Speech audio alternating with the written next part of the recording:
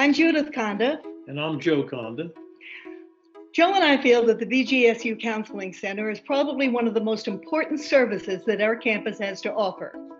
Students often need help in navigating their worlds when confronted with this new college life, first time away from home for many of them.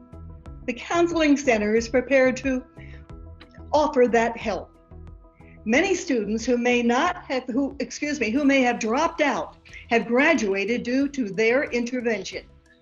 And for Judith and I, over the approximately 10 years that we have been supporting the center, we've been regularly appraised of all of their increasing number of programs and students served.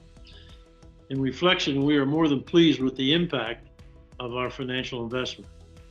Subsequently, we urge you today to consider donating to the center to help students manage mental and emotional health. And all of that work is being focused on student success and student retention. So from Judith and I, we'd like to thank you for your consideration and thank you in advance again for being a participant in Counseling Center.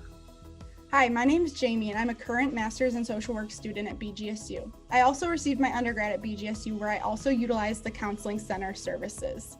Through my time at the BGSU Counseling Center, I was able to gain coping skills and help myself work through some problematic relationships at the time. These skills that I identified are still serving me to this day.